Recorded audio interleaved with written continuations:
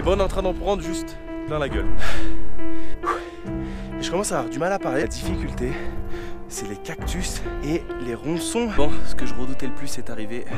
J'ai été transpercé par une épine. Je suis tout seul en plus là. Ça m'a transpercé la chaussette. Ça fait mal. Il y avait un peu de sang dessus. Ça a pénétré la peau quoi. C'était vraiment pas une bonne idée. Hola los amigos, j'espère que vous allez bien. Aujourd'hui, nouvelle journée, nouvelle aventure, nouveau vlog. Et non, je ne suis pas dans un décor de film. Hier soir, j'ai atterri dans la ville de Tilcara, dans la province de Jujuy. J'ai quitté la province de Salta sur un léger sentiment d'amertume, je dois dire, car en fait je n'ai pas pu visiter tout ce que je voulais visiter parce que les choses que je voulais faire nécessitaient de louer une voiture et seul, et ben c'était pas possible. Du coup, sur un coup de tête, je suis parti et j'ai atterri ici à Tilcara et je dois vous dire que je suis tombé un peu in love de ce petit village composé de petites rues pleines de couleurs, d'une place principale qui est juste derrière. Et c'est drôle parce qu'on n'est plus très loin de la frontière de la Bolivie et on a l'impression déjà d'y être. Ici on m'avait dit tu verras, les Argentins du Nord ne ressemblent pas du tout aux Argentins des autres régions. Et c'est vrai qu'ils sont très typés boliviens. Et le pueblo est vraiment très sympa. Bref, aujourd'hui j'ai un petit programme sympa pour vous. On va aller visiter la Garganta del Diablo. C'est un trek de 4 heures, 2 heures aller, 2 heures retour, il paraît, c'est super sympa.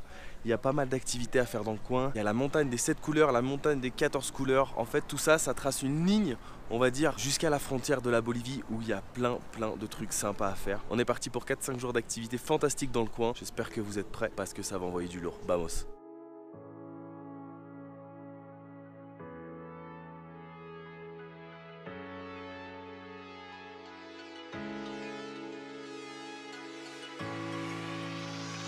Rien de mieux que de commencer la journée avec une petite salade de fruits. Ouh, à 20 pesos, gracias Jorge. Gracias a usted. Et je pense ici qu'on va bien se régaler parce que j'ai vu plein de street food et j'adore cette place principale parce qu'elle est super vivante, il y a plein de marchands, plein de personnes. Et maintenant, après avoir pris un peu de force, direction le trek de la Garganta del Diablo.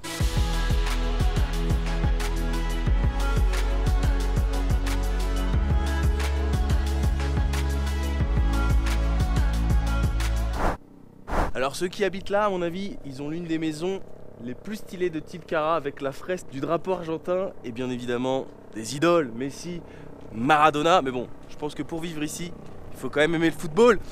Mais les Argentins, ils sont imprégnés de cette culture footballistique. Alors, bien évidemment, tout le monde n'aime pas le football en Argentine, mais tu sens qu'il y a une ferveur quand même chez les Argentins, surtout dans le fameux duel River Boca Juniors. Alors ça, j'en ai entendu parler durant tout mon voyage en Argentine. Et tu vois, j'adore là me balader dans ces petites rues, j'ai l'impression d'être dans un décor de film, un peu, tu vois, le western à l'ancienne. Et j'aime bien ces petits pueblos parce que eh ben, c'est tout petit et il y a tout ce qu'il faut en fait. Et t'as pas besoin de faire des kilomètres et des kilomètres pour trouver ce dont tu as besoin. Tu as tout vraiment à proximité. Et même la gare des bus, elle est juste derrière mon auberge. Le kiff absolu quoi. Allez, le chemin est par là normalement.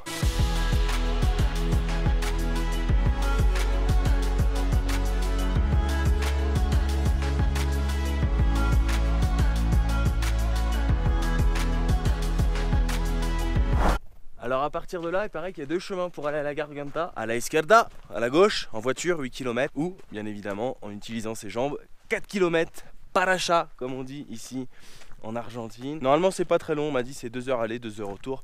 Et de toute façon, nous, on a fait le Fitzroy, on a fait plein de trucs depuis qu'on est en Argentine, sérieux. C'est pas de petites heures de marche qui vont nous faire peur, en plus ça fait du bien.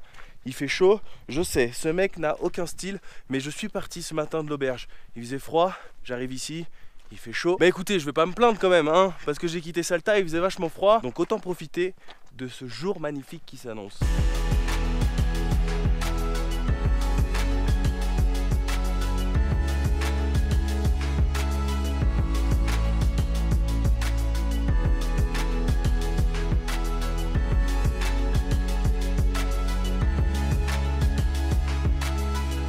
Waouh, alors je sais pas on est à combien de mètres, mais je peux vous dire que déjà d'ici on a un beau panorama avec des montagnes colorées. Là déjà je vois 3-4 couleurs, alors j'imagine même pas ce que réserve celle aux 14 couleurs.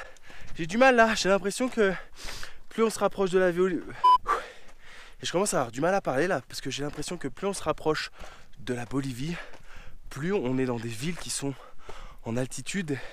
Et donc forcément, on s'essouffle beaucoup plus vite et on a du mal à respirer. D'où l'intérêt d'acheter de la feuille de coca et de la mastiquer. Il paraît que c'est bon pour l'altitude. En tout cas, le chemin est assez sympa et puis il est bien tracé, donc c'est assez facile.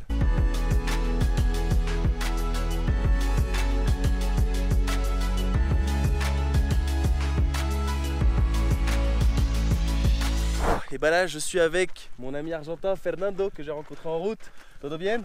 Todo bon, todo bien, por suerte Todo acá bien. con el compañero. Todo bon es Brasil. En Brasil. Mi francés. Sí, más o menos. Ça va bien. Ça va bien. Si, muy Ahí bien. va. Et donc là, on est sur le chemin et je vous promets, j'ai une impression. Et on a eu la même, hein, on est en train de parler. On se croit dans un décor de film ou de jeu vidéo. Est-ce comment on a película? Sí, Un sí, paisaje de película. sí. C'est fantastique ce contraste entre le sud de l'Argentine et le nord de l'Argentine qui n'est plus du tout le même. Il y a quelques jours, on était en Patagonie, c'était des lacs, des montagnes. Et là, c'est un décor de désert avec des cactus, du sable rouge, des montagnes de toutes les couleurs. Et bon, on est en train d'en prendre juste plein la gueule.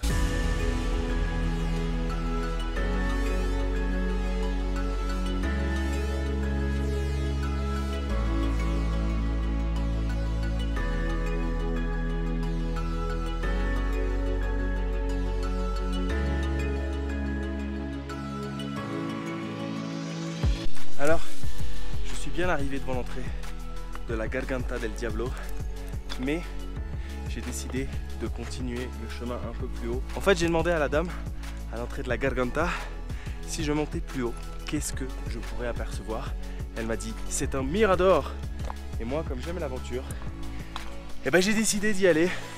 Alors, le chemin est un peu laborieux, mais je pense qu'on peut le faire. Et d'en haut, la vue doit être à couper le souffle. Alors dans la montée du Fitzroy, la difficulté à la fin, c'était le verglas et la neige. Et là, la difficulté, c'est les cactus et les ronçons. Il y a beaucoup de pics, ça transperce même mon jean et mes chaussures. Donc il faut faire attention. Et là, il faut vraiment pousser sur ses jambes. En plus, je le fais à une main, donc c'est encore moins facile pour pouvoir se donner de l'élan et continuer. Allez, on y go.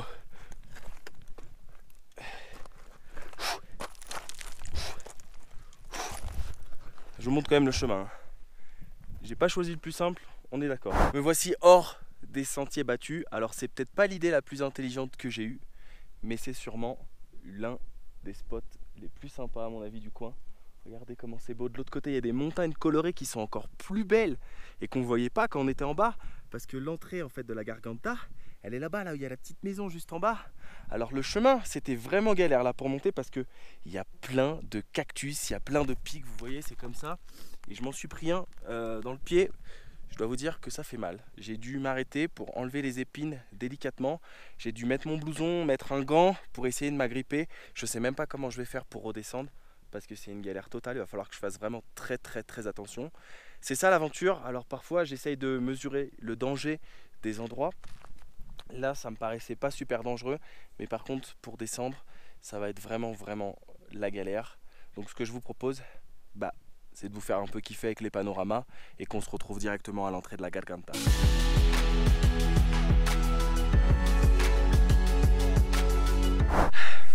Regardez ça, je viens de me prendre une épine, ça fait mal et ça transperce carrément la chaussure et la chaussette. Oula, je vais pas pouvoir continuer beaucoup plus loin. La vache, ça m'a transpercé la chaussette. Ça fait mal. J'ai même sorti une, il y avait un peu de sang dessus.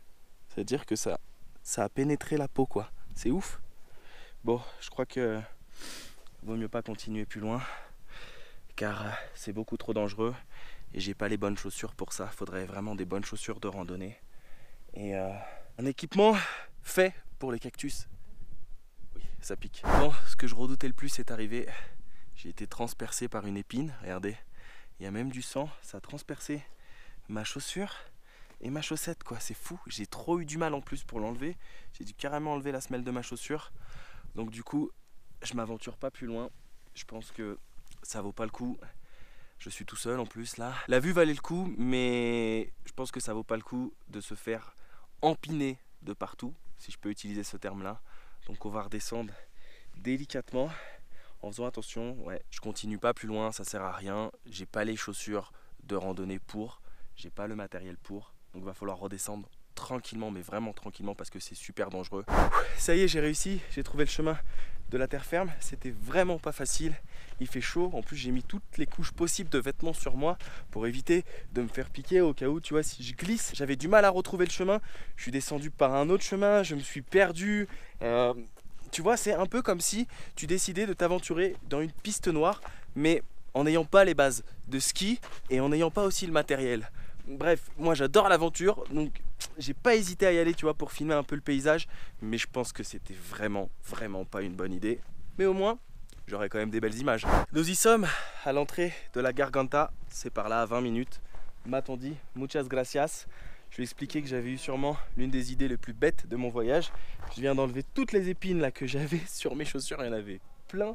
Alors c'est 30 pesos l'entrée, ça fait à peu près 1 euro. C'est terminé pour moi, je m'aventure plus et j'ai eu de la chance. Elle m'a dit hey, il y a de l'eau potable par là-bas. Oh là là, cette sensation, elle est incroyable. Des fois, il suffit pas de grand-chose pour être heureux. J'étais assoiffé, j'avais l'impression d'être perdu là en plein désert. Je commençais à avoir des mirages et tout. Bon, allez, vamos.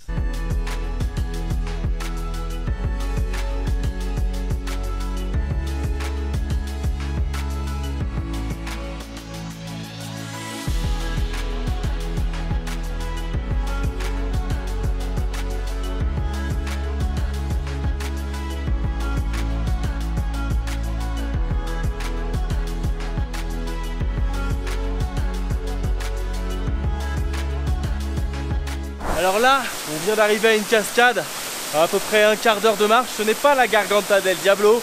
C'est indiqué que par la gauche il y avait une cascade et que par la droite c'était le chemin de la Garganta. Et moi, comme je suis très curieux, j'ai décidé d'y venir et m'y aventurer. Alors, ce n'est pas les chutes d'Iguazu, mais c'est quand même très sympa, très relaxant. Et je suis absolument tout seul. Et ça fait plaisir. Et je me demande si je vais pas me faire une petite trempette des pieds, histoire de soulager un petit peu, tu vois, les plaies des petites épines que j'ai eu tout à l'heure. Allez, il est temps de profiter un petit peu.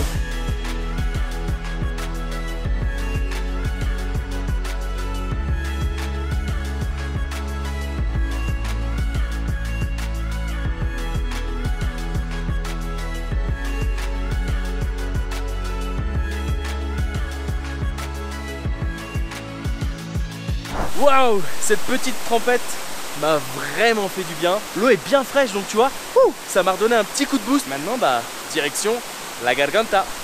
Et voilà, nous y sommes derrière moi. La Garganta del Diablo, ou plus communément appelée, on va dire en français, la gorge du diable. Alors, on ne peut pas aller plus loin.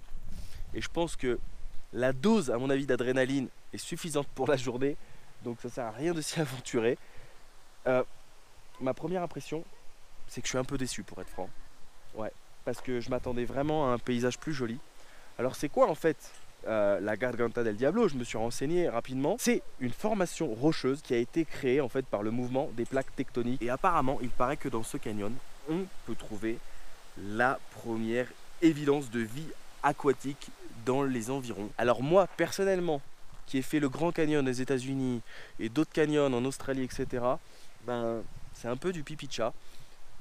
Mais bon, c'est comme ça, on peut pas toujours aimer et apprécier les choses parce que forcément, quand tu atteins des fois des levels extrêmes de plaisir en voyant des paysages incroyables comme le Fitzroy, comme bien d'autres trucs que j'ai fait dans ma vie de voyageur, quand tu atterris sur des lieux comme ça, tu te dis bon ouais, forcément, si tu compares, c'est pas aussi bien. Mais je pense que peut-être avec un guide, l'explication du lieu aurait peut-être pris un peu plus de sens. Moi, je ne serais pas le mieux calé pour vous expliquer, donc je vous conseille même d'aller voir sur Google. Bon, et maintenant qu'on a atterri ici, qu'on est monté, qu'on est descendu, il va falloir remonter pour redescendre. Je sais, c'est un petit peu une histoire compliquée, mais on se retrouve direction le Pueblo Tilcara. back in town dans le pueblito de Tilcara. Et si vous vous demandez où je suis tout simplement dans la cour de mon auberge qui est plutôt pas mal. Au passage, et bah c'est la fin de journée, donc c'est également la fin de ce vlog. Et si vous l'avez apprécié, n'hésitez pas à me le dire en commentaire, mais également à le liker. Bah oui, parce que les likes ça me permet tout simplement de mesurer si vous avez apprécié la vidéo ou non. Alors par rapport à la Garganta del Diablo, j'ai déjà dit tout ce que j'en pensais. J'étais un petit peu déçu, mais le chemin pour y aller était absolument magnifique, ça je dois le reconnaître. On a eu notre dose d'adrénaline aujourd'hui avec le petit épisode en haut de la montagne. Bref, et bah écoutez, poursuivre mes précédents épisodes Brésil, Argentine, Uruguay, ça se passe juste ici. Bien évidemment, poursuivre aussi mes actualités, ça se passe sur mes réseaux sociaux, Facebook, Instagram, Twitter, c'est Benenco, Snapchat, c'est Benenco Snap. Prenez soin de vous, n'oubliez pas de voyager, n'oubliez pas aussi de vous abonner si ce n'est pas déjà fait. Mais surtout, je terminerai par ce dicton. N'oubliez pas que hors des sentiers battus, il peut y avoir des épines et des cactus. Et comme on dit, qui s'y frotte s'y pique. Bref, à méditer. À ciao ciao.